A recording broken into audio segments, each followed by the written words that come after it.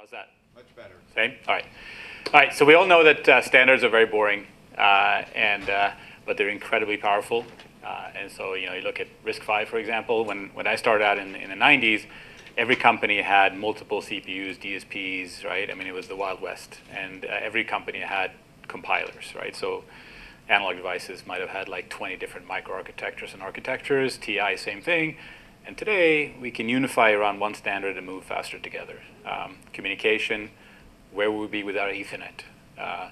Where we would be without IRs today? LVM, or Legos, right? We'd have space that's not discretized, is very messy. With discretized space, things become very neat and easy to use. So standards are powerful. And so we decided to create our own standard. And so we created a transaction-based memory access standard. So everything is a read and a write. Everything is a memory. And then the question is, why would we do that? There already are memory access standards like AXI. But there was a reason for that. So we're working in the chiplet space, and AXI came out in the SoC space. So in SoC space, wires are plenty. You can have a wire might be a 0.1 micron pitch, right? 50 nanometer width, 50 nanometer space, and you got a 100 nanometer wire. You got 10 of those layers. So you're talking about hundreds of thousands of wires that you can pass around without any problem. At the board side, you have a BGA. It might be a 1 millimeter ball pitch. All of a sudden, wires are very, very expensive. Connections are expensive. And chiplets kind of in the middle. But what it means is that the SoCs, the spec, the AXI that we had there, doesn't really work in the chiplet space. So that's my motivation for wanting to create a new standard, which made me happy because now I have something to do. So we created this UMI standard, and the repo's up there. I just want to put it up there. I think it's good practice when you present at an open source conference, just show the repo, right? It is open source, so link is down there. You can use the QR code. We've used this standard to tape out 4 chips so far, so it's pretty well battle tested. You saw Steven's presentation in the morning. We use it every single day within our company, so it's a cornerstone. So I'm going to get down into the chiplets a little bit, in case not everybody is familiar. So a chiplet is a chip. It's pretty big hype right now. Everybody's talking about it, Intel, NVIDIA, AMD. And so there's a little bit of disagreement about what a chiplet is. So this is my definition. But a chiplet is a type of chip, right? It's fundamentally a die. So you have things like wafer scale packaging. That's some people call that a chiplet. I don't. That's a chip that's meant to go on a board. It usually has 300 micron pitch balls, maybe 25 to 49 balls or so. The middle one is what AMD and NVIDIA and others are working on, these giant, almost reticle-sized chips that they then stitch together to make larger than reticle-sized devices. They call them chiplets. They have specialized interfaces, but they're big, so not very composable. And then you have the kind of Lego blocks that we're working on and some others, which is tiny amino acids of chips, so to speak, and that's a chiplet. So this is what, I'll go through this quick. It's not the point of my talk, but this is the concept of the company I created in 2020, which was to create a breadboard for chiplets. So it's an active substrate with a network on chip inside, and these 3D links, little pogo pins that come up, that then these discretized, really like Lego block type chiplets fall on top of, get soldered down with very tight pitches, 45 micron pitches, and now you have a unique device with literally billions of permutations. When you think about it, if you got 16 sockets here, you got a library of 16 chiplets. Those are some very, very large numbers of combinations you can make, and very fast. You can talk about 4 weeks for assembly. So we talk about the communication now. How are these chiplets going to communicate? Can we just bit bang it? We don't need a standard. As long as we can flip the bit, we're good. You can do that with SPI, I2C, as long as you have the electrical levels are correct. The problem is it's very inefficient. You're basically using up a whole processor just to wiggle some pins. So at the chiplet side, we're talking about more than 1 gigabits per second per pin, and less than 1 picojoule per bit. And that may not mean a lot, but many orders of magnitude less than you use with the SPI protocol in terms of energy. So you need to make it in hardware. If you try to make it in software, it's just going to blow your power budget. So you need to standardize. So that means standardizing mechanical, electrical, and protocol. Mechanical means you figure out where the pins are going to be, exactly what pin out you're going to have. Electrical means how many pins do you have, what's your clock, what's your signaling level, and then your protocol is, okay, how are these bits actually organized and transmitted? And so in the chiplet space, so I've been involved in chiplets for almost 10 years now, there's still no full stack chiplet standard. And it seems like we're the only ones really working on it. And you think, you've heard of maybe a bunch of wires or UCIe, and some people say, oh, there is a standard, we're all set, right? Well, usually they're only at the electrical level. There's actually no mechanical footprint, and there's really no fixed communication standard. Either there's nothing, or there's 3 to choose from. If you have 3 communication protocols to choose from, is the rule that you have to implement all of them, one of them. If you mess that up, you won't really be able to talk to each other. So there's a big gap here that we're trying to solve with UMI. So just to go through, why do you even need a protocol? Can't you just use streaming, right? Just send the bits across with a valid signal, and it'll just work out. Well, you have to agree, the transmitter and receiver, if you're going to speak a language, you have to agree on the language to speak. And so if we say that you have something producing information on the left side, one chiplet, that might be a processor, somebody living in the memory domain, where everything is a piece of data and an address, and then you go through these different layers, these link layers, and you might have flow control, electrical clocking, and so forth. And then you need to go reverse that flow if you ever want to get into a memory on the other side. And then again, it's memory mapped. So that's sort of the protocol section. And if you're missing something here, basically what you're doing is you're creating glue code that is not going to be compatible across the industry. So for the UMI, this is terrible looking. That's okay. You see the title there. So for the actual protocol, when I started my previous company, Adaptiva, in 2008, and before that, I'd worked at Analog Devices, and we were creating buses. Everything was a bus, which scaled very poorly. It was very complicated, and so started reading papers early days, and Bill Daly, who is a pretty famous researcher, CTO at NVIDIA now, a professor at MIT at one point, I think. He wrote this paper in 2001 that to me was inspiring, was route packets, not wires. Like that kind of slogan. And I just read that like, yes, that's how you should do everything. And so that's how I've built every single chip that I've done to date, is this concept that routing packets, not wires.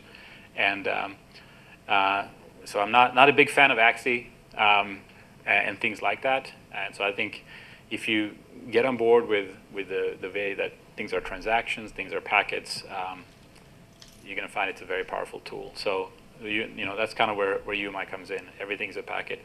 And then the second one is this idea of latency and sensitive code, that you should have really, really robust handshakes, which AXI does, and make things simple. So Luca Carloni has, he wrote this famous papers about latency and sensitive design. Others, it's been reinvented many times, and so I kind of, these papers I actually wrote much later, so I kind of reinvented my own approach in Epiphany, which turned out to just be another pattern of the same thing. Yeah, just robust handshakes, right? If you don't have that, you're not gonna have a very easy time scaling. So here's the stack. So we tried to create a full communication stack for chiplets and devices, which means that you're gonna have different electrical layers, and you might have different transaction layers along the way. But so what we did the physical layer. We made sure we can interface with tie-link, AXI, bunch of wires, AIB, and so forth. And then we have this kind of universal on-chip, wires are free kind of layer. We have valid ready clock and 512 bits.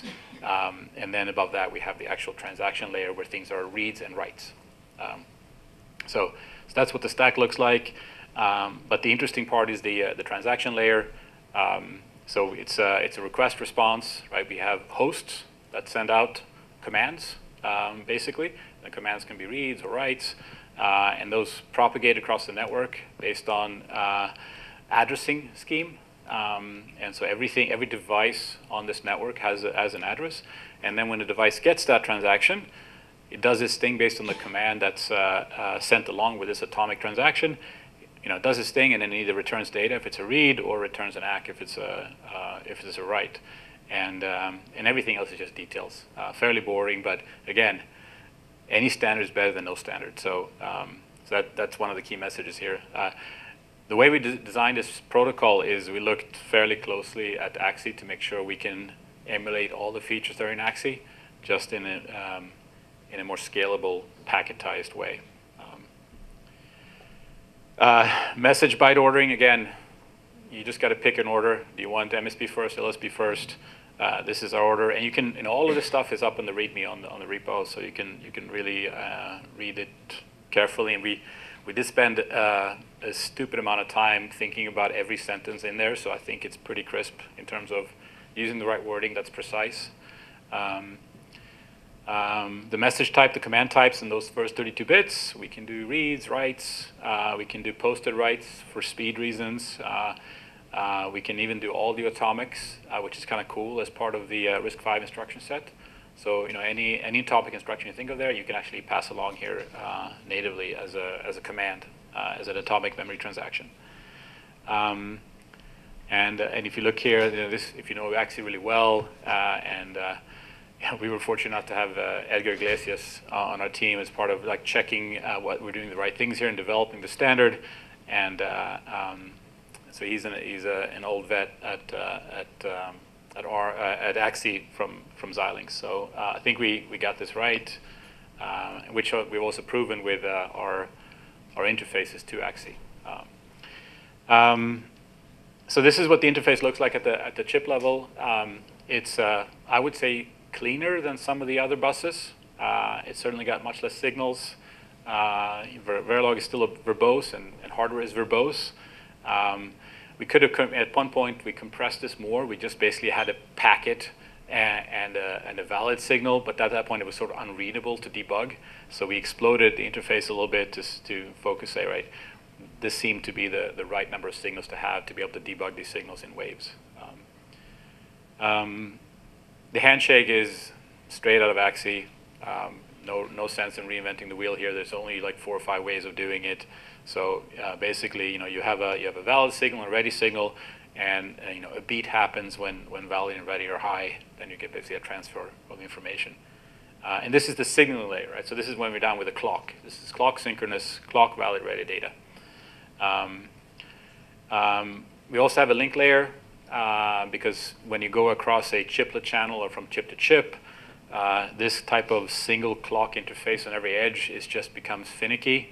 I've used it before. I did it on Epiphany, but it's not efficient. So you want to move toward a crediting scheme. And so Amir Vol created this link layer for UMI. Again, it's our link layer. It's open source. UCA has its own link layer. PCI Express has a link layer. They tend to be heavier weight, and they're not open specs, which is a problem.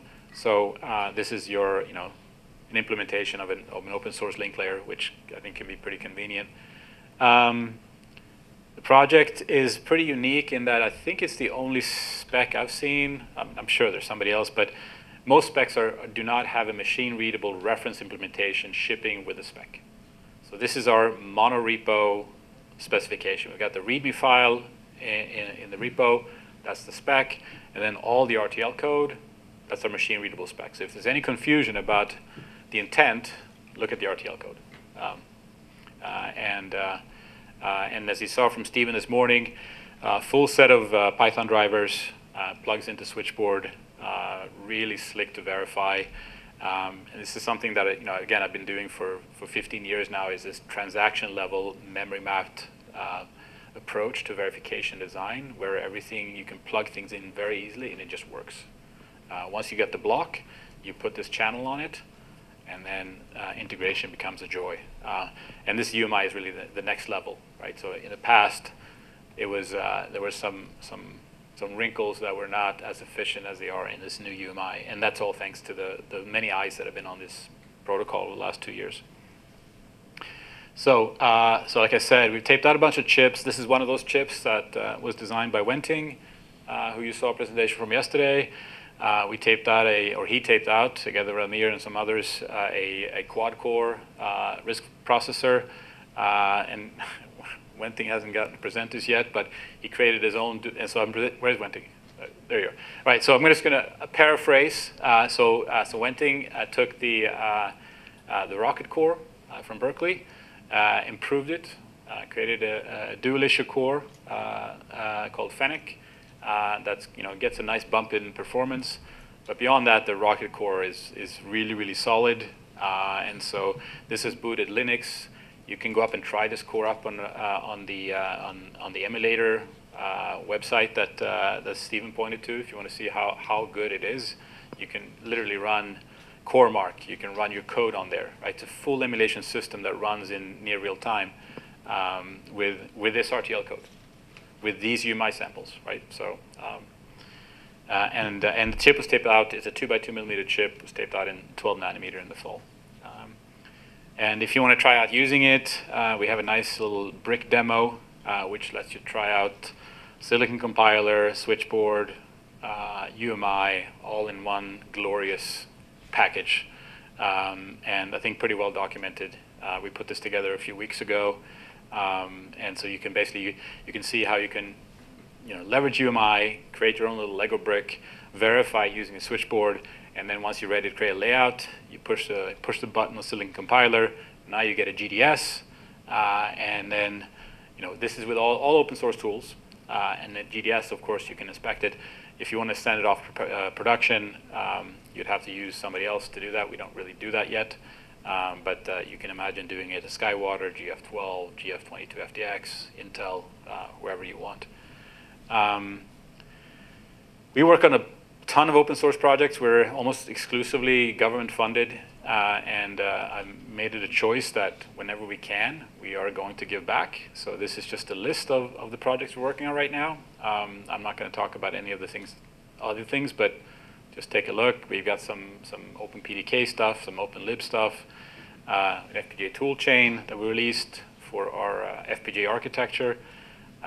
So expect to see some things here from us in the next year or so. Two works in progress that we haven't released yet, but will be released next week is our mechanical standard. So I'm taking Lego to heart. We want every chiplet made from here on onwards. Our goal is to be those are the specs, right? So if you're thinking about doing a tape out, I'm not changing my spec. So you can either create your own spec or do this one, right? And so if it's 2x2 millimeters, not 2.2 by 2.2, not 1.9 by 1.1, but 2.0 times 2.0 exactly, or 0.95, or and so forth, right? It's just a stupid detail that lets us do a lot of cool stuff on the physical side. I mean, it's the same thing with Legos. Legos haven't changed their size since 1958, and that's binary compatibility for you. That's backwards compatibility. And so once we pick the size, like a DDR memory, we also have to pick the pinout. So we started with the size, and then we said, okay, what kind of bump pitch can the industry bear? And it seemed like 45 micron was the sweet spot, so that's the first pitch we picked. And then once you pick the size of the chip and the pitch, now you're left with a finite number of pins. So in our case, it becomes a 19 by 19 grid of pins. Okay, now it's a zero-sum game to figure out who gets what. Should I just have power and ground and no signaling, right? Then I'm going to have great power delivery, but not very useful. Do I fill it up with all signal pins and no power and ground? Probably won't power up very well because the voltage group on the chip will be terrible. So you try to come up with something that works for everybody. So this is it's sort of like designing your own ISA. There's no perfect ISA. It's all imperfect choices. Same thing with pin planning. So this was wrestling over month after month, doing experiments, electrical as well as verification, architecture to figure out that, okay, we think this is the right balance of pins coming out of each chiplet.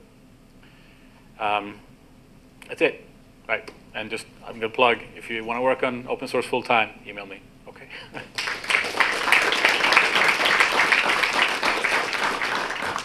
Thank you, Andreas. Still think that 0.0787402 inches was a bit of a weird choice for the width. You translated to inches from what? So we have a lot of questions. I will start in the back this time.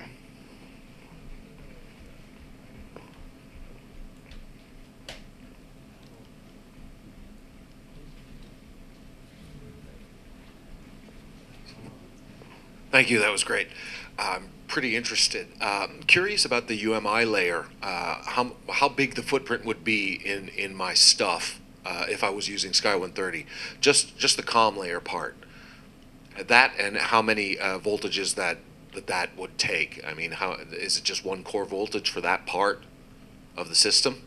Okay, which layer are you talking about? Bring us to the layer, to signal, or no, let's say signal or transaction, so somewhere up there. If I wanted to, I guess the whole thing, because the chiplets basically rely on this to talk to other chiplets, right? Yep. And how many pins of that pinout does it require, and how much space would it require on Sky 130? So just the signaling layer. I mean, usually when you communicate between two blocks, you're going to want to have flip-flops on both sides.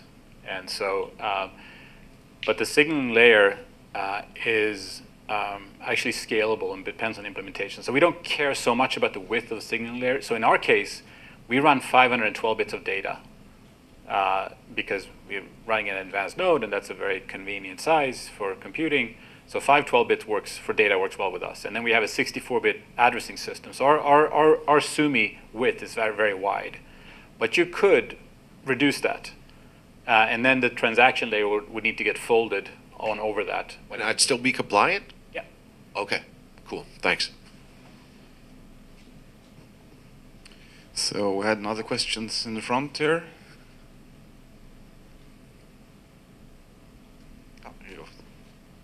Hi, quite cool. I have a question. You do something like tiling, you have like 5 AB like for avoiding deadlocks, but you have only one channel. If I understand correctly, you have virtual channels, or how do you handle? We have yeah. So the way we avoid deadlocks. So right now this does not handle cache coherency. So we have 2 channels, 2 physical channels, request and response, and that's enough to avoid deadlock for non-coherent. I had 2 questions. One of them I think you just answered, which is about cache coherency, whether you plan to incorporate that or leave that at another layer above. We've been looking at that for about a year now, and I think the problem I have is this: there are already multiple cache coherent protocols out there.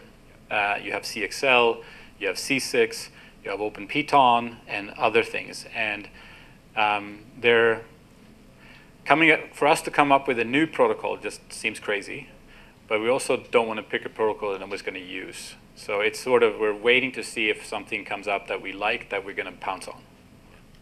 Okay, second question was a rather minor one, which is in AXI, one has to keep dealing with lane alignments of data because depending on what the address is, you have to align data. It seems to be a perpetual headache in implementing AXI. Is that something that's an issue here, or? Yeah, it's a bit of an issue. But when you work on the at the transaction layer, memory layer, right? There really isn't that problem. So you're passing bytes, shorts, words around, and they're just sitting in some location. The actual alignment that's a lower level detail, but it does come up. So in other words, the interfaces, the gadgets, manage everything you need to do with lane alignments, even if you're, well, I mean, the other thing in AXI is when you shrink or widen the width of the data bus between components, you have to keep recomputing these things over and over again. Yeah. When the team had to implement the converters to TileLink and AXI, these things came up, and there were bugs there that had to be fixed, and so it's we didn't solve that problem because we still have to interface with AXI. How many users other than Zero ASIC have you got so far? So this, how many users of UMI? So this was released in October of last year. I think it's pretty much still 0.